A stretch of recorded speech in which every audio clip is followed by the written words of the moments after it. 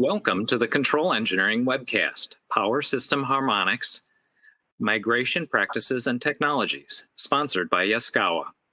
I'm your moderator, Mark T. Hosky, and I'm happy to join you on behalf of Control Engineering. Here are some tips to help you get the most from today's webcast. If you're experiencing issues with your slides or audio, refresh your browser or click Refresh Media button directly under the presenter's picture. You can control the volume of this webcast by adjusting the volume on your computer or by adjusting the volume on the webcast platform. If you're having technical problems with audio or the slide presentation, click on the question mark at the top right corner of your screen to access a list of system checks to try before contacting an online technician. But if you do need a technician, type a message in the Ask a Question box and someone will get to you as quickly as possible. Type questions for our speakers in the Ask a Question box on the left side of your screen. The live Q&A session will begin after the formal presentation concludes. Today's webcast is being recorded. You will receive an email within a week with the link to the on-demand version. To download a certificate of completion and a PDF copy of the presentation, use the Event Resources tab on the left side of the screen. Those documents will also be available with the online on-demand version of this webcast. I'm happy to introduce today's presenters, Larry Gardner and Chris Jezolt. Christopher Jezolt is no stranger to motion control, having spent over 10 years working for a global leader in motion control products, Yaskawa America Incorporated.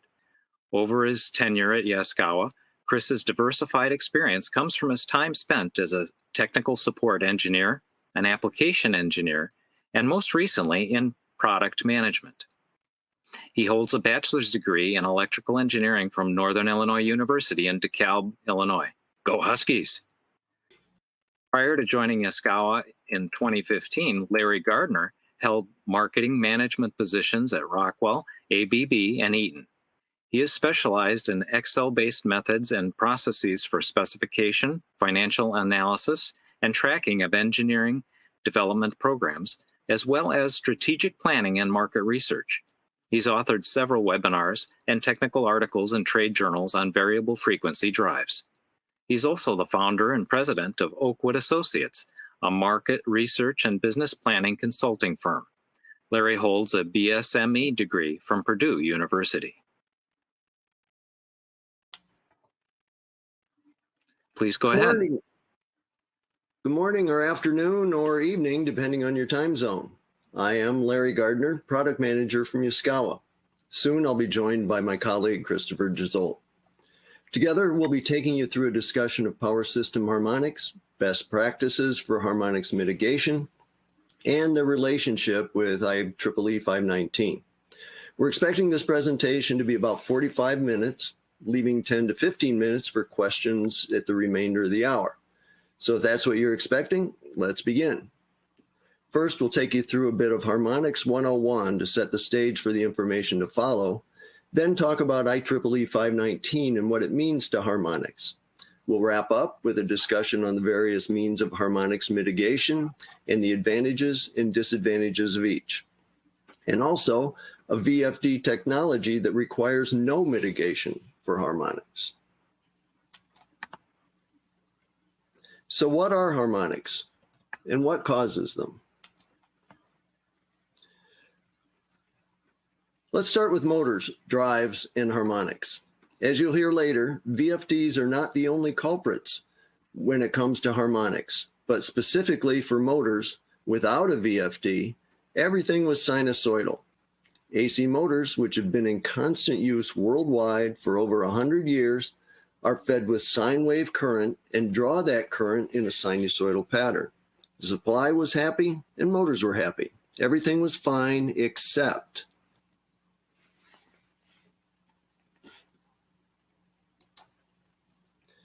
there had to be a reason why VFDs have been so widely accepted and put into use controlling AC motors. It's estimated that worldwide, those AC motors consume 45% of the world's electrical energy. And although there are other advantages to VFDs, Saving that energy was the main reason VFDs are used.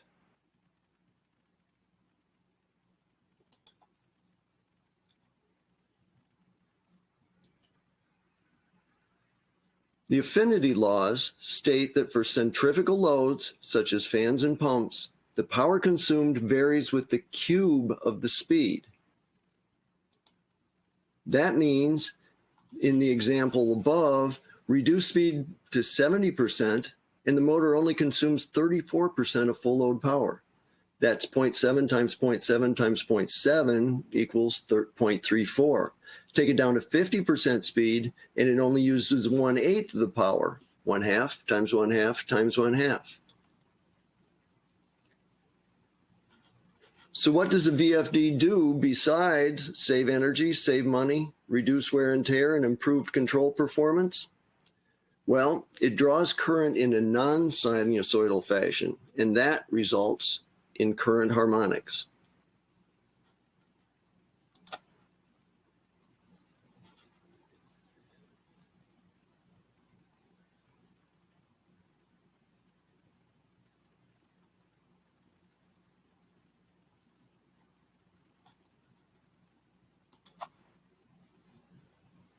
So now let's take a look at how VFDs operate to get an understanding of where those harmonics come from. Conventional VFDs, and I use the term conventional here to distinguish them from a new and different design, are all of the same basic structure. They use input rectifiers to convert incoming three-phase AC power to DC and store that DC power in capacitors, referred to as a DC bus. They use input rectifiers to convert incoming three-phase AC power to DC and store that DC power in the capacitors. The business end of the drive then uses high-speed switches to turn on and off to send pulses of voltage to the motor.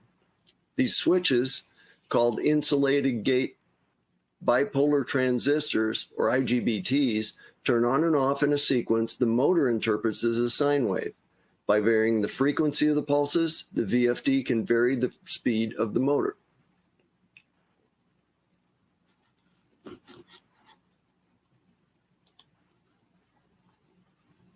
The heart of that input rectifier section is the diodes.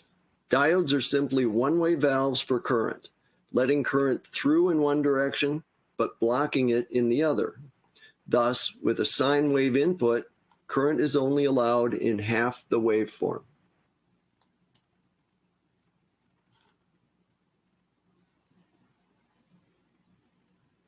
In addition to that, in our scenario, that current draw only occurs when the AC voltage is greater than the DC bus voltage.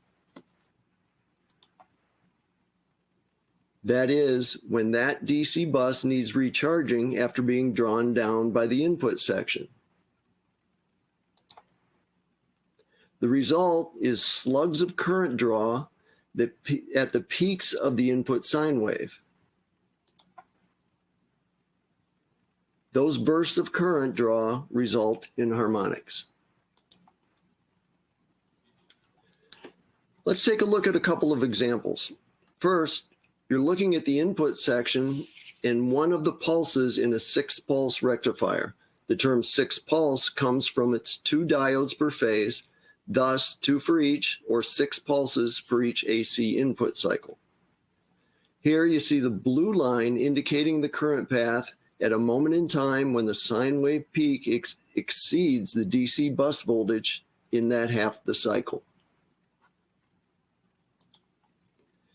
Now here, the green line indicates the path for another input phase when its peak exceeds the DC voltage.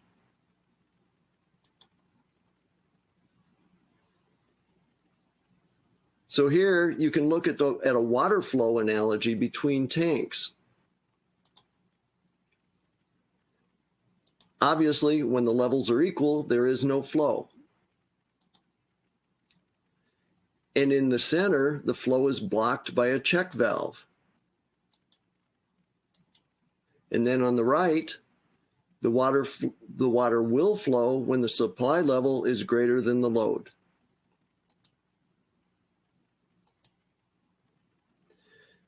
The current in the rectifier bridge works the same way, letting only current in one direction when the AC voltage is greater than the DC bus voltage. Now, Chris will take you a bit deeper into harmonics and why you should care.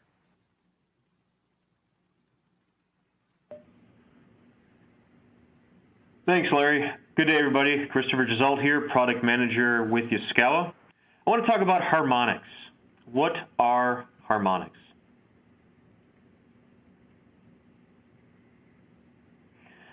Let's look at a simple example. Above you'll see a single AC waveform typical of a single or three-phase power supply. The voltage is supplied as a sine wave. Linear systems with no reactance like a pure resistor will draw continuous current with respect to the line. This means the current will match the supply voltage.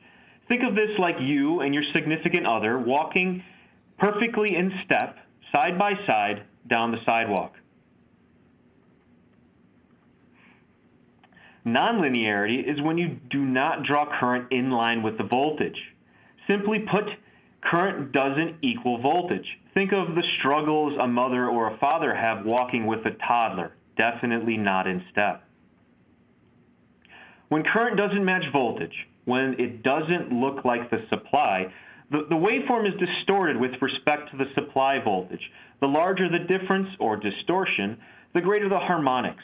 Harmonics are a calculation of that disruption compared to the ideal, current versus the voltage reference being supplied. So when you hear harmonics, instead hear distortion. When you think distortion, think my current doesn't match the voltage. Think the mother walking with the toddler and the toddler just tripped. A brilliant mathematician by the name of, and I'm not going to try the whole thing, John Fourier came up with a formula, surprise, surprise, called the Fourier series that helps explain the fundamental parts of a waveform. Side note, if you want to feel inferior, think about what this person was creating and then take a moment to realize this was done in the late 1700s, early 1800s. Wow. Anyways, the formula allowed someone to take the actual waveform and strip the fundamental and each of its harmonic components out. The fundamental is the part of the current waveform that does the work. And for drive systems, that fundamental is characterized by your supply voltage. For the US, that's typically 240 volts, 480 volts, 60 hertz. The harmonic components, they are simply multiples of that reference voltage. For example, the second order harmonic of a 60 hertz supply is 120 hertz, 2 times 60. Third order harmonic, 180 hertz, 3 times 60, so forth and so on. Depending on your system design and configuration, you may or may not see certain harmonics. For example, with drives, you typically don't see even harmonics. Specifically with 6-pulse drives, certain odd-order harmonics will not be seen because they are canceled out, like third-order harmonics. So why all the math? People experienced issues. They wanted to understand these issues. Math helps us to find the specific cause of the issue. And for those that don't see this type of math, like a simple 1 + 1 = 2 calculation,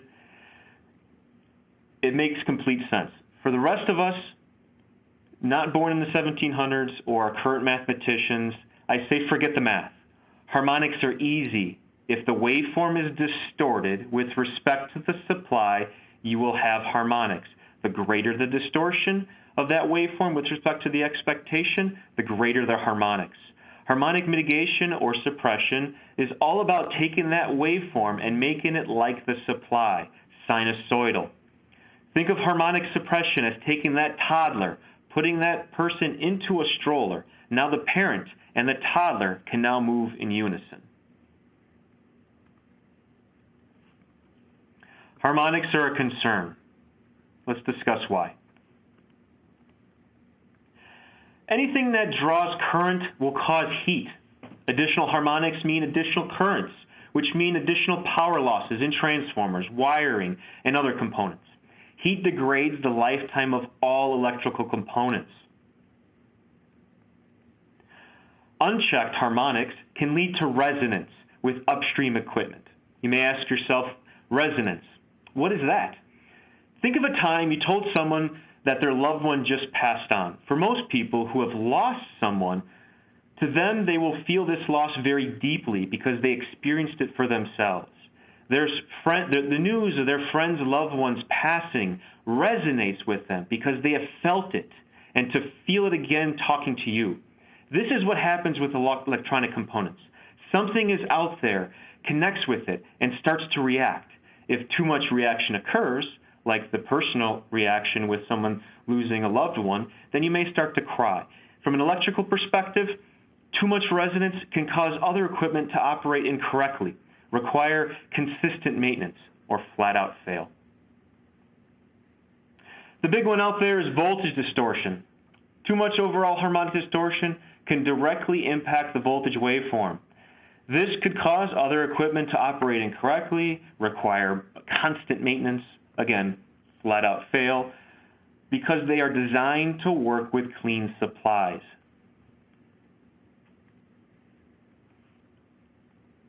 I mentioned harmonics causes heat. I want to explain that visually. I'm a visual person, so I want to extend that same respect to everybody that's visual out in the audience. All currents cause heat. Anytime you have resistance, you need to push through it. This is what the image shows. This resistance can be any electrical component, a resistor, an inductor, capacitor, what have you.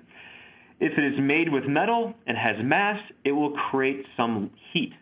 Anytime you create resistance, you create heat. Rub your hands together. The resistance creates friction, which creates heat. Harmonics cause heat because they don't do useful work. Only the fundamental does work. Remember that 60 hertz supply. The fundamental is that with respect to that 60 hertz. Look at this image of a horse moving the weight. Only the horizontal direction, that left to right movement, will actually raise the weight. Harmonics is like the horse's up or downward movement. Any non-horizontal effort is felt by the horse. The horse is actually doing that work, but it obviously doesn't help raise the weight. This is what harmonics give you. A lot of effort, no return. So why do we care? Additional heating means lower efficiency and higher operating costs. Heating means more wear on components. It means they don't last long enough. They don't last long. The need to replace and maintain remains high. Heat is also relative to efficiency. The higher the heating, the lower the efficiency, which means higher operating costs. This adds to your overall cooling expenses. From a transformer's perspective, harmonics is unusable current that must be supported by the transformer. Remember the horse. Harmonics are currents that don't do work, yet they must be supported by the transformer. They cause additional heat without doing any work for you. Finally is Ieee 519. This is all about minding your current harmonics to minimize voltage harmonics. This is all the utility cares about, maximizing their voltage waveform to you. That is their promise to you, a nice, clean supply voltage. When you introduce current harmonics, that impacts their ability to provide you their promise. If you don't, the electrical company could come down on you to fix your problem, perhaps even fine you.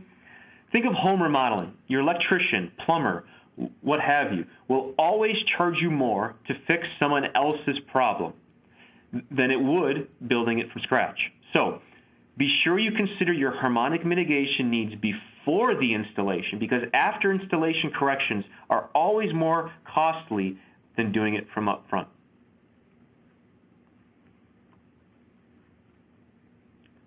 Oh, let's step a second back. There is another condition to be concerned about when it comes to transformers. Finding a harmonic solution may require upsizing your transformer or prematurely maximizing its use.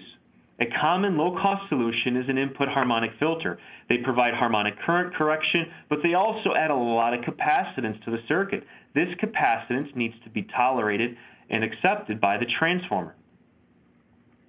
Bring back that image. Think of a couple apple juice. We all know we hate that pesky foam. In case the connection's slow, I'm obviously not talking about apple juice. Anyways, for a transformer, the real work is the liquid. while the reactive current, contributed by passive components like filter capacitors and reactors, is the wasted electricity. This is what's represented by that foam. Yet, you cannot select a transformer solely based on the power, the liquid. You need to size the transformer based on the kVA, or the combination of both the liquid and the foam. So, while trap filters are great at harmonic attenuation, their added foam results in a larger transformer than perhaps necessarily. What's the moral to this? What am I trying to explain? Be sure you understand the full impact of your selections before making them. Lastly, drives have gotten a bad rap when it comes to harmonics. All drives do is draw current. Let me repeat that. Drives don't introduce current harmonics. They just draw current. That current itself is nonlinear because of how we draw it from the line, which means its waveform is going to be distorted with respect to the supply voltage. Yet, it is important to understand that drives are not the only harmonic contributors. Electric lighting, furnaces, switch mode power supplies, universal power supplies are all nonlinear loads. You don't look at your PC and say bad load, so why the drive? So why the focal point on drives, you may ask? Very simple. Drives are either the largest power loads on a system, or they make up the majority of the load on a transformer. So they are singled out as the majority contributors to any harmonics in a system because of their relative size. They're typically the largest in a system, which means their harmonics would affect the system more than a PC. Again, drives are not the only nonlinear load.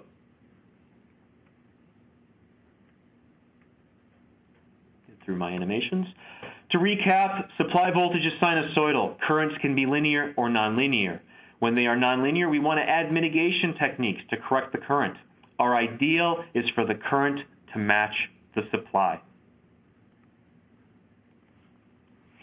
Now I'll hand back over to Larry to talk about our Ieee 519.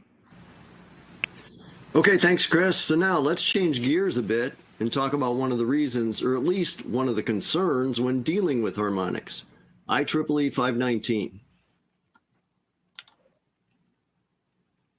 It's important to note that Ieee 519 is not a legislation or a requirement, but only a recommended practice. As we proceed, we'll get into why you'll want to follow this guidance, even though you're not being forced.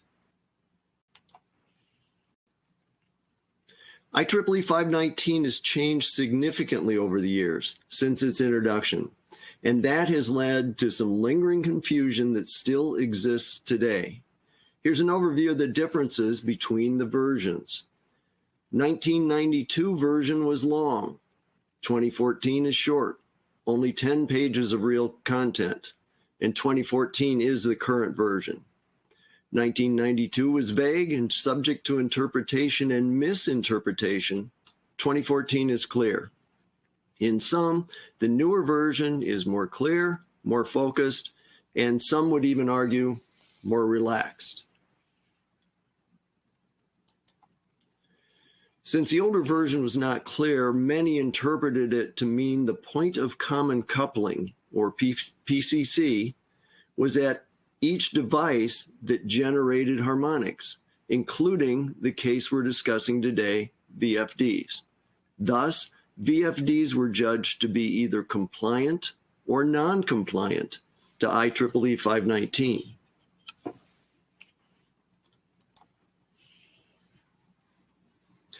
The current 2014 version specifically states that its recommendations apply to the system as a whole and not to individual devices and not to individual VFDs. Commercial users often share a service transformer with others. In this case, the PCC, remember the point of common coupling, is on the low voltage side. This means that multiple users share in the effects that result in the measurement. For industrial users, on the other hand, the point of common coupling is on the high voltage side of the public power supply's transformer. And who owns that? Yep, the utility. And who can measure that? Yep, the utility. So for all the reasons you heard from Chris, you'll still want to play well with others to ensure you're in compliance. You can't, of course, control what those others are doing, but you can control your system. Contractors and consultants may not have the data or do not want to take the liability of the loading used in an existing facility. So the safe course is to make sure that any new additions to an existing system do not exceed 5% total current harmonic distortion. And that's usually written as ITHD, to ensure their installation is not the cause of the building's non-compliance. Additionally, some installations run purely or on occasion on generator power, and generators do not behave well with harmonics, as it messes with their voltage regulation. Therefore, the total load must have a very low amount of harmonic content, usually less than 5% ITHD.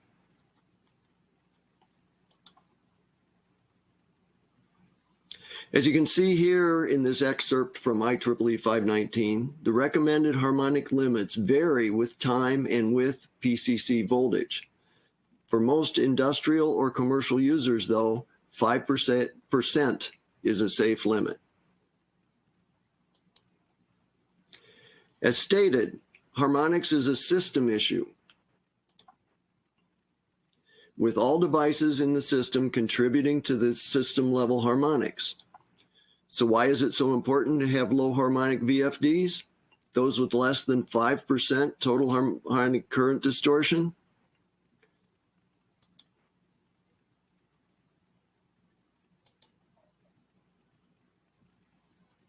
Well, let's take a look at an analogy to demonstrate exactly that. The punch bowl analogy. Here's a playful analogy that might be useful in understanding the concept. Imagine you're hosting a party and mixing up the party punch. You have a punch bowl with fruit juice and you're about to add alcohol to give it some kick. But as a responsible host, you don't want to exceed 5% alcohol in the bowl, as your responsible host limit, RHL 519-2021, is 5%. You and your guests have provided several variable intoxicant delivery bottles in different sizes and different alcohol percentages to add to the punch. You've taken precautions to be sure no one will drink directly from the VIDs, so the punch bowl is the point of common consumption. To maintain your limit, you would have to know the volume of the fruit juice in the bowl, the alcohol percentage, and the amount added from each VID bottle. Then the estimator software that you'd have can calculate the alcohol percentage in the PCC. And you'll have to recalculate each time something is added. And if you don't know the juice volume and you don't know what the neighbors will add, you just can't be sure. It takes a lot of accurate knowledge, time, and effort to ensure the system meets your requirements. However, if you and your neighbors limit your additions to only the 5% bottles, you can be mathematically sure that the punch bowl PCC will never exceed 5% no matter how much is added from the VIDs. The VIDs just can't take you over the 5% limit, now or in the future. By the same reasoning, specifying individual VFDs with harmonics not to exceed 5% can ensure that the VFDs, no matter how many, how big, or how small, will never be the cause for the system to exceed IEEE 519 harmonic limits, either at initial installation or down the road. So what that punch bowl analogy means is that no matter how many low harmonics, less than 5% ITHD drives you add to your system, the drives will not cause your system to exceed IEEE 519 recommended limits. And other things might, of course, but the drives just can't. So you can deal with harmonics at the system level or at the device level. And how much mitigation is necessary is largely dependent on the portion of your system load that is non-linear. You can have a VFD producing 85% harmonics with no problem if that device is only a small portion of the entire system load. If harmonics mitigation is necessary, it can be dealt with at the system level by employing things like phase shift transformers, a technique that's well beyond the scope of this presentation. At the device level, any methods mentioned can suffice. Choices can depend on how much mitigation is necessary and your space and budget constraints. Or choosing AC to AC matrix VFDs is a safe bet, given that the harmonics for those devices are under the IEEE 519 recommended limits. Choosing AC to AC drives can't assure that your system will be IEEE 519 compliant, because other nonlinear loads also produce harmonics in your power system. But you can be sure that the harmonics from VFDs themselves will be at compliant levels. So the big conclusion here is that the PCC, or measurement location for harmonics, is not at the device input, as was often interpreted from the older version of IEEE 519. This means that a single device, such as a variable frequency drive, is neither compliant nor non-compliant with IEEE 519-2014, but when in use is part of a larger user system whose compliance is measured at the prescribed point of common coupling. And remember, VFDs are not the only producers of harmonics. So how do you know if your system is IEEE 519 compliant? One way is to hire professionals for system design and measurement. Another is to use Harmonic Estimation software, available at no charge from Yaskawa and probably other VFD manufacturers as well, to give a very good estimation of the harmonics level in your system, given reasonably accurate answers to the questions it asks. Now, Chris will wrap up with harmonic solutions. Thanks, Larry. As you said, we're going to dive into harmonic solutions. This is a very large category, and there's no way we can fit this in 10 minutes or so that I've had allotted for us here in today's presentation. I could easily fill an hour or 2 hours worth of presentations discussing each individual harmonic solution, how it benefits you, the advantages at rated power and reduced power. So this is just a quick snapshot of our ability to suppress harmonics. If this looks like a topic you want to expound upon, let our folks at CFE Media and Control Engineering and whatnot know, and we could be happy to come out with another presentation on that topic. So let's talk about VFDs having harmonic currents. You have several means to choose from for reducing or mitigating harmonics. In case you're curious, Yaskawa offers all of these harmonic solutions with our drives and many more. The front end of a drive, as Larry explained, charges the DC bus to be later used for output waveform generation. The diode, as described earlier, is like a check valve. Only when the potential, the voltage supply coming in, exceeds the current DC bus voltage level will the DC bus charge. This potential only occurs at the peaks of the supply AC voltage. This means that the current will inherently be nonlinear. We're only charging at set points of time as the waveform gets supplied to the drive. Drives without any impedance built in or external will have harmonics in excess of 80%. So you may ask yourself, where does that 6-pulse come from? Why do we call them 6-pulse drives?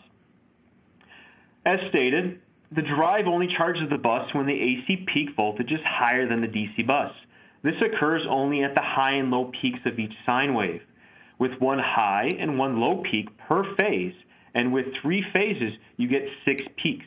So with a 3-phase drive, it will charge or pulse the DC bus with current 6 times per cycle, which is where that 6-pulse name comes from. It has nothing to do with the output. The output is a pulse width modulated, or a PWM waveform for short, and its creation is entirely different from how the drive's front end converts power.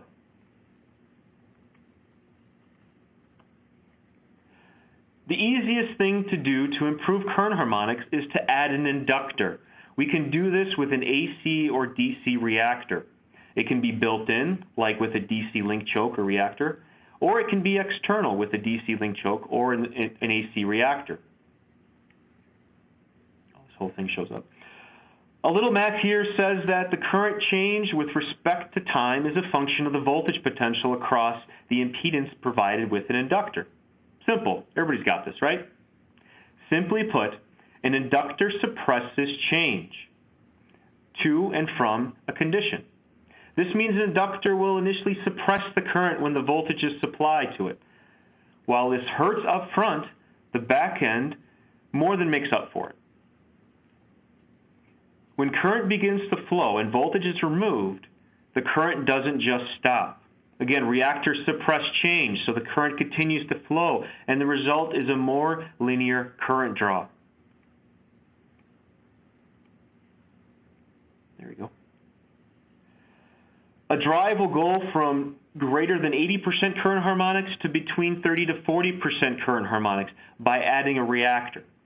For most systems, this added impedance is enough to mitigate harmonics to maintain compliance or to minimize the impacts that we've discussed earlier on in the presentation. Yet, when drive loads are large, more mitigation is needed.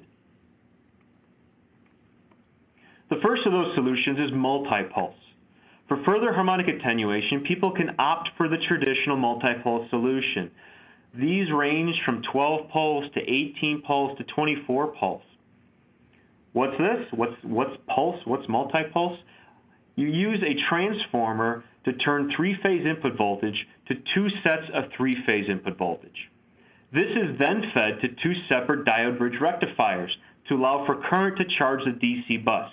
As you can see here on the bottom left, that current is much more sinusoidal, much more like the supply than what you would have with a simple three-phase drive with an AC line reactor. A 12-pulse transformer shifts the voltage to make room for more voltage phases between the original phases. So on the left-hand side, you'll see that you have a standard three-phase supply voltage feeding a 6-pulse drive. Electrically, they're 120 degrees apart. On the right-hand side, you'll see the 12-pulse. We fit more phases in between. So we go from 3 phases to 6 phases with a 12-pulse. There's 2 peaks per phase with 6 phases. 2 times 6 equals 12 pulses. 12 pulses results in more charging of the DC bus in the same time span because you have more peaks in the same time span, which results in a more linear current draw. 18 pulse, 24 pulse, same concept, we only expand it. We go from a 3-phase to 6 phases with a 12-pulse system to we add an extra 3 phases for 18 pulse and an extra 6 phases for 24 pulse, and then more diode rectifiers are used to allow for the conversion.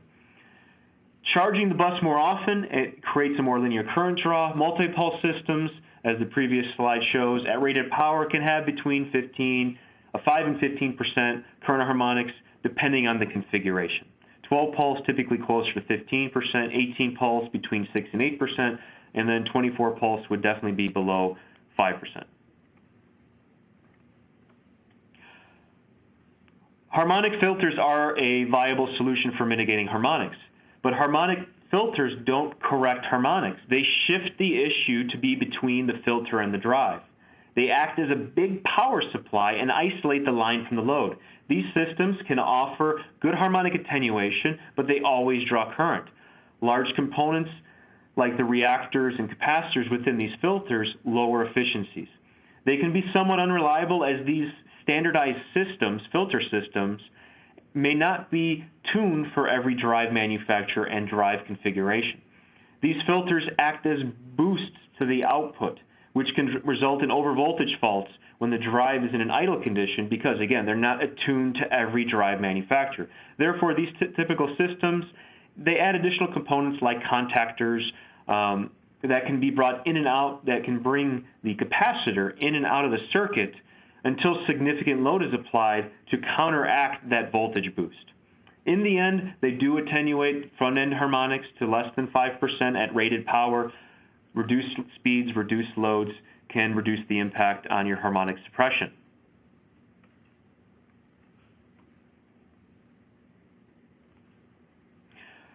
Active front-end solutions are one of the final solutions that you can use to mitigate harmonics. They use the output of a VFD on the input. So we use a second set of IGBTs on the front end of the circuit, along with the filter circuit before that, to isolate the drive switching and keep things clean between the line and the drive. AFEs use input switches to interrupt the current when it begins to flow. As we said earlier, current won't just stop flowing. So when it interrupts the current flow, this current is then redirected into another phase that would not normally draw current. The AFE does this over and over again so that the input current draw becomes more sinusoidal, as you see with the waveform down below. At rated power, an AFE can achieve less than 5% harmonic attenuation. Yet current harmonic suppression is needed. Let me rephrase that. Yet to correct current harmonics, it needs to boost the DC bus. The active front end needs to boost the DC bus. The DC bus will only drop at a near rated load operation. So an AFE's ability to attenuate harmonics diminishes at lighter loads. So let me restate this. So an active front end interrupts that normal current flow to make sure that current can flow into a phase that doesn't normally have current. The result of that interruption is a huge surge in power, and that lifts the DC bus.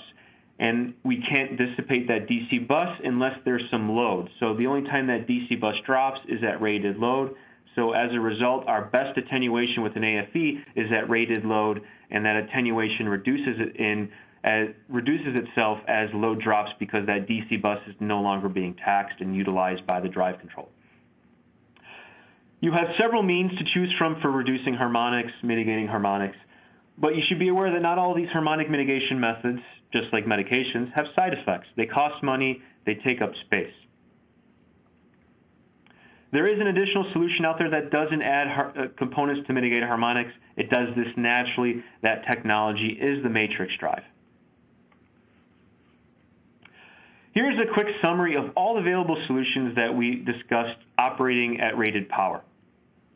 A VFD without a reactor will have a poor current harmonic suppression. As we discussed earlier, its harmonics at the front end will be over 80% with a resulting power factor of 0.75.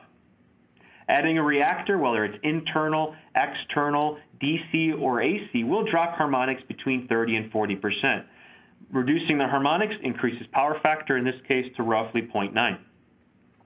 Multi-pulse solutions, as we discussed before, can give you a pretty clean waveform. Harmonic attenuation depends upon the type of multi-pulse system you have. 12 pulse, 18 pulse, 24 pulse will give you varying levels of harmonic attenuation, anywhere between 6 and 15% if you're dealing with 12 and 18 pulse systems. Harmonic reduction is going to increase power factor to about 0.95. And as I discussed, matrix drive is a very clean solution, providing nearly ideal current waveform with respect to the voltage, with harmonics less than 5% and near unity power factor. Yaskawa's U1000 Industrial Matrix Tri is your leading low harmonic and regenerative solution. This product is ideal because it's a top-to-bottom low harmonic solution. No solution can compete with its harmonic performance and efficiency capabilities throughout the speed range. That summary table I gave you beforehand that talked about nothing but our rated power configurations. These solutions differentiate themselves where you actually operate, which is at reduced speeds. If you want to learn more about this amazing technology, go ahead and contact Yaskawa. That wraps up my solutions overview. Mark, back to you. Chris and Larry, thank you so much. Now our presenters will answer questions from the audience. Type your questions for the presenters in the Ask a Question box on your screen, and we'll get to as many as time allows. Questions that we don't get to today will be posted online with the archived version of the webcast. Remember to download a certificate of completion and a copy of the presentation using the Event Resources tab on the left side of the screen. And now, on to the questions. What is the most common harmonic mitigation technique? I'll field that one. Chris Gezold here. Again, Yaskawa. The most common mitigation technique is not to use a mitigation technique. It's most systems, most drives, either they're small enough where they don't present an issue on the transformer to generate any type of issue, as we described before, heat or impact on the transformer or disruption to the voltage waveform. So either they're too small or they already include a reactor, like we mentioned before. Most drive systems nowadays, especially over roughly 20 horsepower, have embedded reactors, so that already brings them into that 30 to 40% range. So as I mentioned earlier in the presentation, when you get to the higher horsepower ranges, you start becoming a burden or an impact on the supply, or you start creating a lot of heat, or you become an impact on the voltage waveform. So then you have to go to those higher power, higher mitigation harmonic techniques. And the most common one out there that has been out there for the last 20 years would be the multi-pulse schemes. You'll see those in every industry. 18 pulse is almost on every specification, and it is the consistent mainstay. But what we've seen is a very big shift away from 18 pulse systems to new technology. And everybody has their own little flavor. A lot of Yaskawa has active front end capabilities. A lot of competition has, of our competition, VFD vendors, manufacturers, they have active front end technologies. So a lot of people are shifting to that. We offer active front end solutions, but we also offer the unique solution of the matrix drive. And as a whole, all these bundled active front end solutions are starting to take precedence as priority and the favorite over 18 pulse as the leading solution when it comes to harmonics. Great, thank you. A lot of great questions coming in. Keep them coming, and we'll get to any offline that we don't have time for. Do harmonic solutions perform at the same at all operating conditions? I kind of hinted at that with my closing of my solutions presentation. A lot of people focus in on the capability of harmonic solutions at rated power. That's where they perform their best. That's where IEEE desires their testing. So you want to focus in on rated power, but what you'll see is that nobody operates at rated power all the time. You use drives to reduce speed, to achieve demand, and maximize efficiency. In other words, save money. That's why we use drives inherently. Process and control, network communication, that all comes as a secondary benefit, but the whole point is to save money. And that means you're going to be operating at a speed below rated power. And when you do that, not everything is designed to operate at its optimal level at reduced speeds. And this is where you would see some solutions like the matrix drive that outdoes other solutions. So no, they're not all equivalent at reduced speed, especially where you operate, and you'll see some significant differentiations there. If you want to learn more, we can take that offline, or you can contact Yaskawa. I'll add to that a little bit, Chris, is one thing to be aware of is that the specs for harmonics, for VFDs, for harmonics for efficiency, and all those other specs are always at full load, full speed. So if you're making a decision on a VFD to purchase or to use, and you want to know how it's going to perform, make sure you get that information on its performance across the range of speeds and loads. Agreed. But what I've seen recently from the market itself is that the utility companies and users are becoming wise to the fact that we don't really run at rated speed.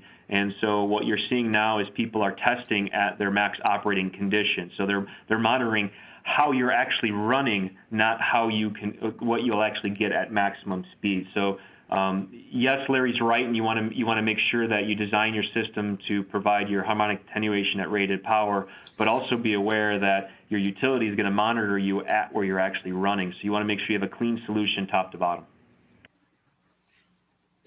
Great, thanks. Do harmonics affect network communications like Ethernet IP or Profinet? This question I see a lot, and it comes from a misunderstanding between harmonics. People confuse high frequency order harmonics with low frequency order harmonics. So the low frequency stuff that IEEE 519 discusses is multiples of that 60 hertz supply, and the communication, the network communications, whether it's Ethernet, Modbus, Profinet, what have you, is not necessarily affected by that low frequency stuff. It is more affected by the high frequency stuff, the stuff that are resulting from drives carrier frequency that is on the order of 2 kilohertz, so 2,000 hertz. So multiples of 2,000 hertz impact those types of systems. So when it comes to low frequency current harmonics that cause heat and that utility is talking about when it comes to IEEE 519, those should not affect any type of network communications. There are separate mitigation systems for affecting high frequency harmonics. Those are EFI, RFI, EMC type filters. Great, thank you. How does matrix technology work, and what topology does it use?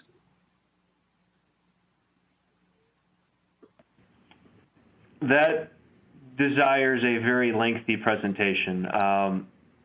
So in essence, the simplest way to view it is a matrix takes the AC input waveform and it spits out what you need. So it directly converts AC input to AC output, and it does so using every bit of that AC input voltage.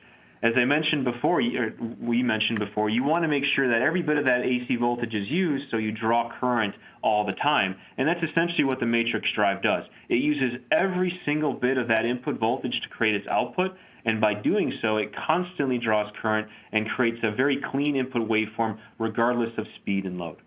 Again, this is a very complicated topic, something that could garner a future presentation. One thing to add there, Chris, is that the matrix does not have a DC bus. So there's no DC bus to charge and no current pulses to charge that DC bus. What's the maximum size of a Yaskawa matrix VFD? Can we use matrix VFD for 200 or 408 horsepower motors?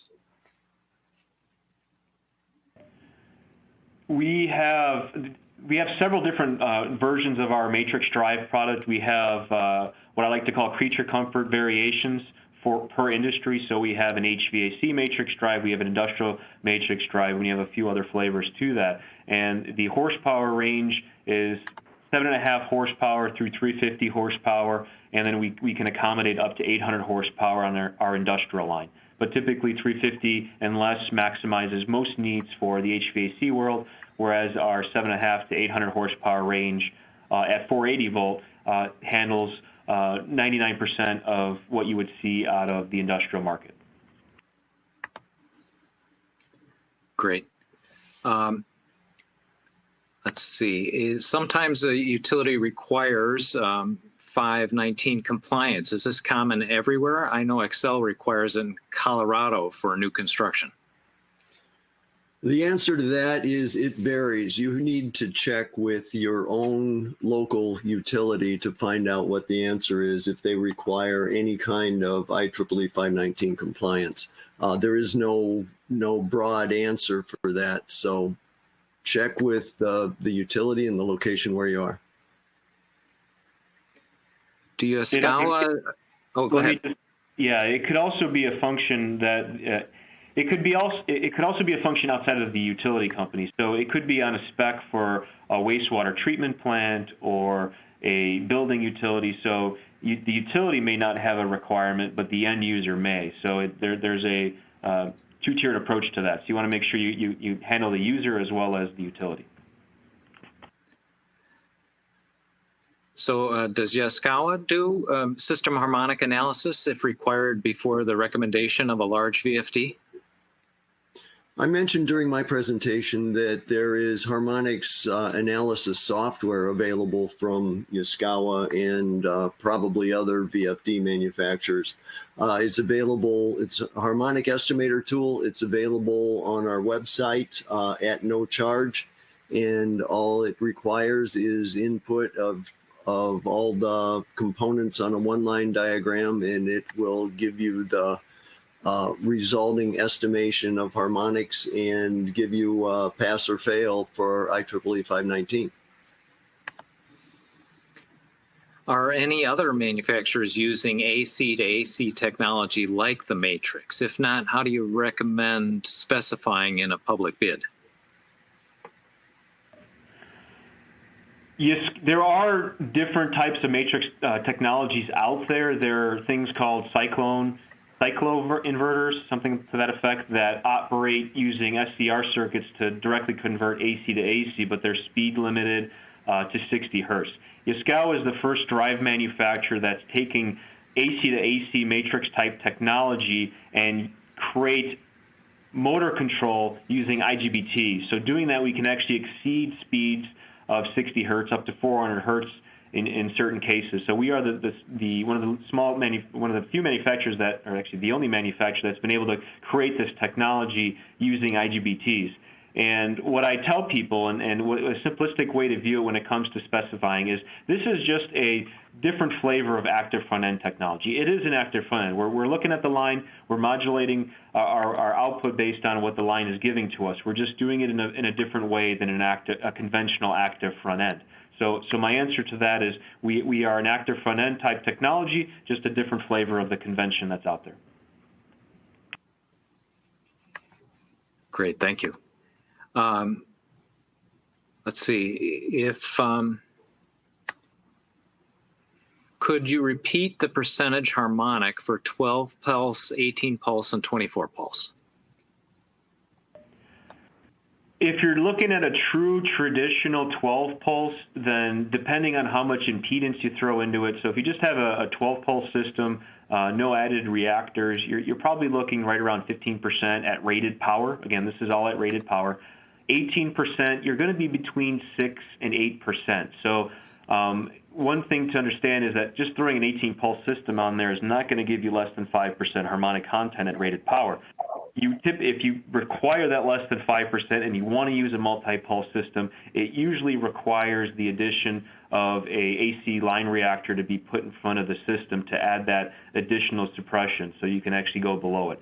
24 pulse, I've actually never tested that, so I don't know what the actual levels are. I'm sure it's probably between a few percent, 2 to 3%. But at that point, you're adding a lot of cost for very little gain. It's very similar to a reactor, a simple AC reactor. Between 3 and 5% is your optimal benefit with harmonics. Once you start going 6, 7, 8%, you're adding a whole lot of reactor with a whole lot of cost with very little gain. The change is very minimal. So I'm not sure. I've not seen many 24 pulse systems continuing to be specified anywhere in the industry. What is the estimated cost comparison between P1000 versus U1000 VFDs for a 480 volt high 5 horsepower motor? You're talking tennis balls and watermelons here. So you have a P1000, which is, for those that don't know, check out Yaskawa.com. Our P1000 is our fan and pump 6-pulse drive. So it's there to run a motor and provide efficient operation, consistent operation.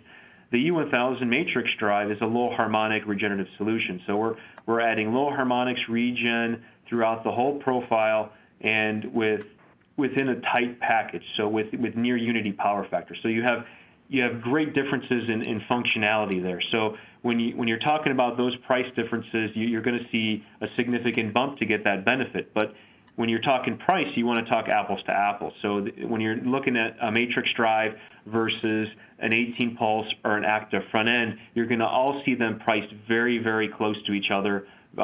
Usually, Yaskawa likes to have a little bit of a price benefit or a lower price compared to an 18 pulse system. So if you're looking at 18 pulse, throughout the horsepower range, you will typically see a matrix drive below an 18 pulse system.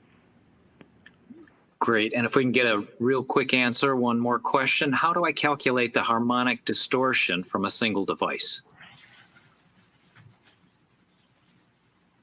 I'm going to let Larry answer that since he did a good job of recommending our Harmonic Estimator. Yeah, and that would be the Harmonics estimation software that we have. You can go down to the level of a single device if you'd like. Great. Thanks, everybody, for the great questions. And thanks again to our great speakers, Larry Gardner and Chris Jezolt, for sharing their time and expertise today. Thanks, everybody. I'd also like to extend special thanks to our sponsor, Yaskawa, for today's event. Now that we're just about done, we do want to hear how we did. The exit survey will pop up on your screen as soon as the webcast ends. Please take a moment to complete it because we use this information to improve our webcasts. Finally, on behalf of Control Engineering in Yaskawa, I'd like to thank you for attending. This concludes our webcast. Thank you and goodbye.